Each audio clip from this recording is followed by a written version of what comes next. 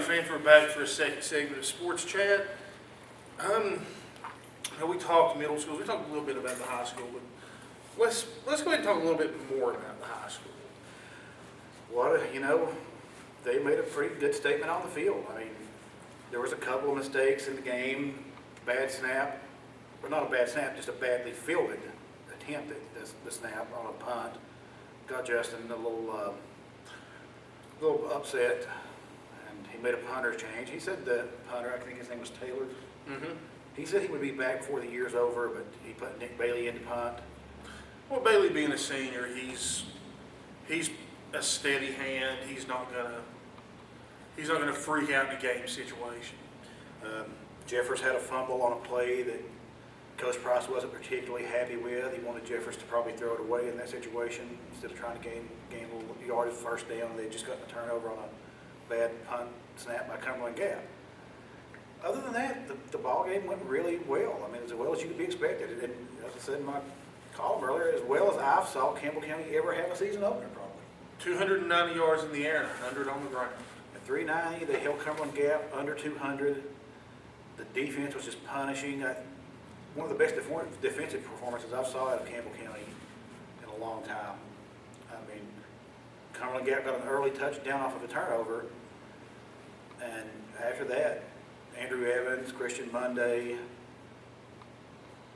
Nick Bailey, Trey Torres. We just shut down. Just dominated them. And Cumberland Gap's usually a pretty good offense. Also, Corey Phillips, he only had one tackle, but I want to say he's the one that recovered the fumble. Well, Corey Phillips had a big interception. He had an interception. On the 5-yard line that kept Cumberland Gap out of the end zone early. It's just, and overall, Paul Cordell ran the ball well.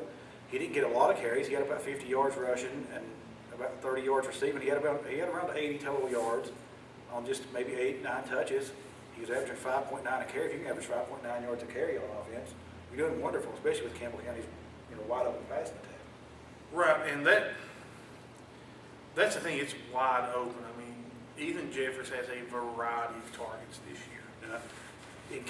If you watched the spring game and it kept up with spring practice much, Joseph Elkins didn't really come out of nowhere, but if you just had watched him play last year and then watched him play this year, Joseph Elkins did come out of nowhere. But he's become a go-to target for Ethan. It's just there were so many wide receivers on the team last year that he didn't get that much in the rotation. But my gosh. With Ferris gone, with Isaac Phillips gone, with Ethan Miller gone. You take 3 out, you plug in a few more. I mean, Brandon Long. Coach Price said he still wasn't happy as he needed to be with his current wide receiver depth. But my gosh, after watching that performance with Torres, Torres touches the ball. He's dynamic. He's got the ability to take it to the house from anywhere on the field. I'm not going to compare him to Chris Johnson because that's not fair. Chris Johnson was a different kind of back, but there's an elusiveness that the two share. And Torres has got the ability to put. He's not a big kid by any means, but he's thickly built. He'll put his shoulder down, and he caught a pass, turned up the sideline, put his shoulder down, and just killed somebody. I was right there. I literally will be uploading the pictures of that particular pass you're talking about later. We have got it on video, and another play he came out and just guy tried to tackle him with his shoulder, and he just ran him over and kept on running. And for a kid that small, you don't see that very often. Right, Torres is not a giant by any means. Especially you watch him on the basketball court or on the football field, he's actually usually one of the smaller fellas out there. Corey Phillips, he's a big target. He draws a lot of attention on defense, leaves things open. You send him down the sideline. Elkins is just really fast. He's good at getting in the open. I know he regrets this, and it's still a beautiful catch. Jeffers hit him pretty much on stride, threw the ball out 40, 45 yards in the air. And he caught the ball at the 10, had wide open space in front of him, but he stumbled and fell. Campbell County still scored the touchdown. Nick Bailey came in the Wildcat package. Yeah, Nick is a dangerous runner. He's so big and strong. Well, he's fast too. He cut his speed down to 4 or 5. Well, they said he was among the fastest, if not the fastest guy on the team. That was the deal that Justin made with Nick, that he would play him on offense if he improved his speed. And he improved his speed a great deal. Nick wanted the ball. He's not going to play there a lot because they need him on defense. And if you saw him on defense, he set the tone early. Oh, there's a sack. I have the pictures of it. And him setting up for it is one of the pictures on the front of the Times right now. But as they ran closer to me, the autofocus couldn't keep up with how fast they were moving. But Nick basically grabs him, and Nick, when he tackles you, he rolls you like an alligator. You know, they were all Andrew Evans and Christian Mundy were just punishing those linemen. And number 11, I'm not sorry, I don't have a roster in front of me, and I'm not sure what his name is. I noticed he was getting a good rush. See, to me, number 11 is Jordan Kinder, but obviously Kinder's gone, so we're having to learn these new players. That's a new number, isn't it? That Rodden Parker needs to get us a roster. I bet Cody would have a roster for us, but you know. Oh yeah, definitely. It was just a great performance. And I pointed out the very few negatives. And for your first game of the year, they say there's the biggest improvement of the year between your first and second game. If Campbell County improves much more, Lake Camp better look out. Still dread that trip. I kind of wish Mark Lester and the mailman were going with me. We may need to take a game with us. I'm not sure, but your reputation for golf. Probably bring the one main game with us. I think he's still alive. Of course, now Saturday's also a big day. Yeah, it's game one of the Bush Jones era. I mean, I don't expect it to be anything less than a blowout because they're playing Austin Peay, so you're not really knowing how it's going to go. Yeah, I mean, Austin Peay, they're one of the little brother schools in the state. They're not, I mean, they're Ohio Valley Conference. They're not exactly. It's one of those games where if Tennessee plays poorly, they should still win, but people are going to say, my God, why'd they play so badly? But if they blow Austin Peay out, whatever, it's not going to matter one way or the other.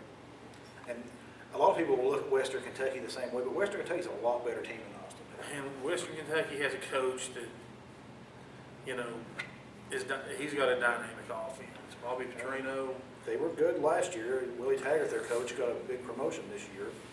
Moved down to, I believe, one of the Florida schools, maybe South Florida, somewhere like that. And he quickly got him playing well. And I think Petrino, that's Poor Petrino. Upset special. His real punishment for all that went down in Arkansas is he had to move to a state that's terrible to the state that's the worst in the union. He's not having many breaks in where he's had his coaching career, but he coached in Louisville, so he had to live in Kentucky, go to Arkansas, then back to Kentucky. It's not a really good way to go. There's about 12 teeth between those two states. Well, I really dread rolling into Lynn Camp, the blue mist up there. Yeah. I mean, look, a lot of people don't know this. The toothbrush was actually invented in Lynn Camp, Kentucky, because it's been invented in where they've been called the teeth brush. They only have one each up there, so it's just a toothbrush. And I'm going to pack some toilet paper too, because they still use corn cobs. He has bad blood with Lynn Camp being on a. The last time Campbell County played Lynn Camp, we might as well tell the story. By that I mean I might as well tell the story because I was there. We were playing Lynn Camp, 90s. Not the best team Campbell County ever had. Lynn Camp was blowing us out. Myself and Steve Rutherford were in the press box.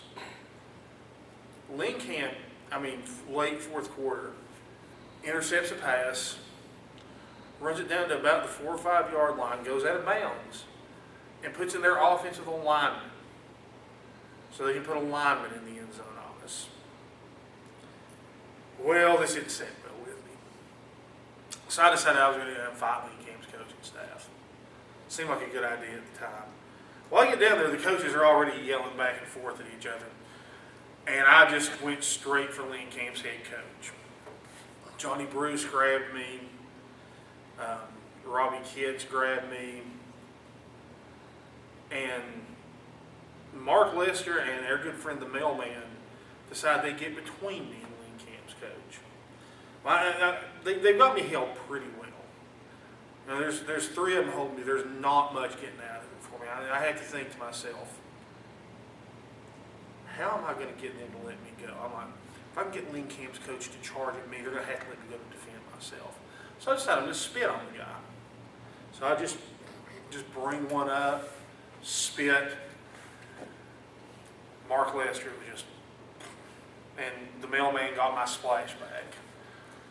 So basically all I did was try to start a fight with our offensive coordinator at that point. But that's why I have some bad blood at Lincoln. I mean, I can tell other stories back all the way to Jacksboro Middle School that me and Coach Webb were talking about. But, you know, it's just not one of my favorite places.